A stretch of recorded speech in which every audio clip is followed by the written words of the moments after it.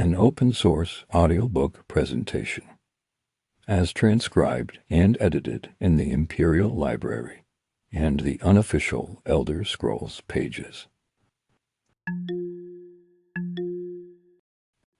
Brief History of the Empire, Part 4, by Stronach III, Imperial Historian.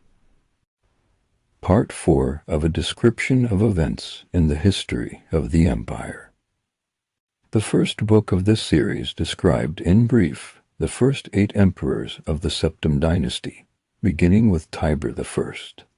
The second volume described the War of the Red Diamond and the 6 emperors who followed.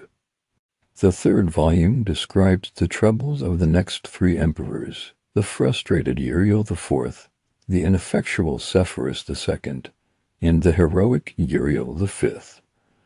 At Uriel V's death across the sea in distant hostile Akavir, Uriel VI was but 5 years old.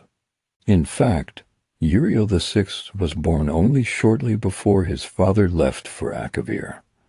Uriel V's only other progeny, by a different woman, were the twins, Morihatha and Aloysia, who had been born a month after Uriel V left.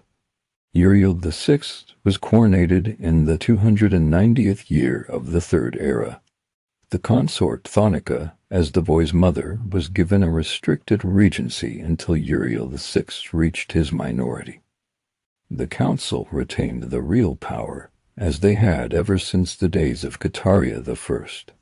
The council so enjoyed its unlimited and unrestricted freedom to make laws and profits, Uriel VI was not given full license to rule until 307, when he was 22 years old. He had been slowly assuming positions of responsibility for years, but both the council and his mother, who enjoyed even her limited regency, were loath to give him reign. By the time he came to the throne, the mechanisms of government gave him little power, but the power to veto. This power he regularly exercised. By 313, Uriel VI could boast with conviction that he truly did rule Tamriel. He utilized defunct spy networks and guard units to bully and coerce the difficult members of the Elder Council. His sister was his usual ally, after her marriage to Baron Ulfe Gerson of Winterhold brought her considerable wealth and influence. As the sage Ugarij said, Uriel V conquered Ezrene, but Uriel VI conquered the Elder Council. When Uriel VI fell from his horse and could not be saved by the finest imperial healers, his beloved sister Morihatha took the throne. At 25 years of age, she had been described by admittedly self-serving diplomats as the most beautiful creature in Tamriel. She was certainly well-learned, vivacious, athletic, and a well-practiced politician. She brought the Archmagister of Skyrim to the Imperial City and created the second Imperial Battle Mage since the days of Tiber Septim. Morihatha finished the job her brother had begun and made the Imperial Province truly a government under the Empress. Outside the Imperial Province, however, the Empire had been slowly disintegrating.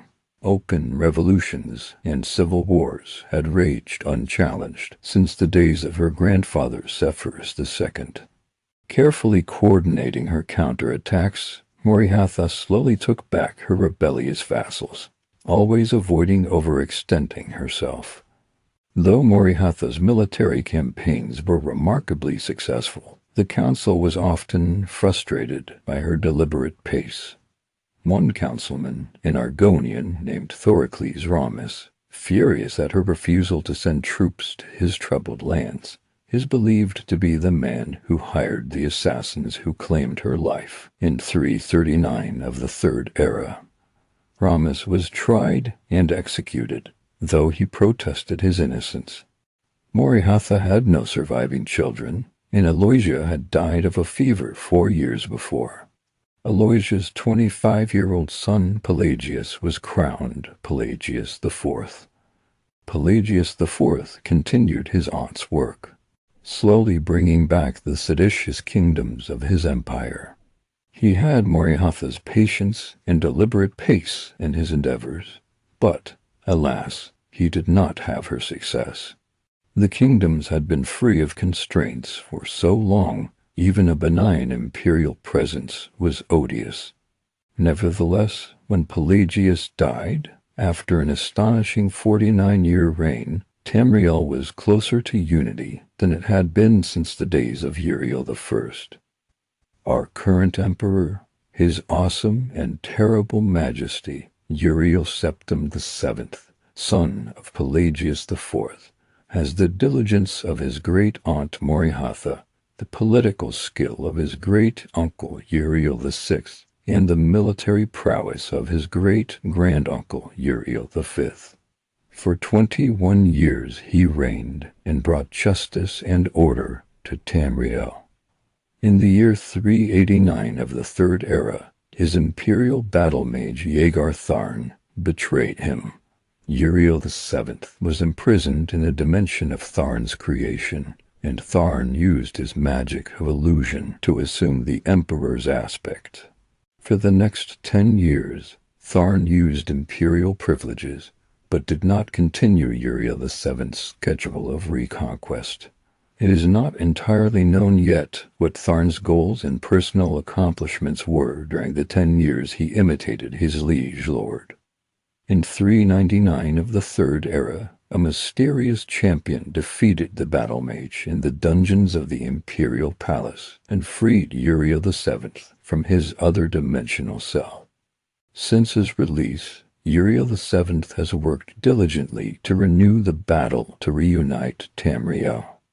Tharn's interference broke the momentum, but the years since then have proven that the glorious golden age of Tiber Septim may be visited on Tamriel once again.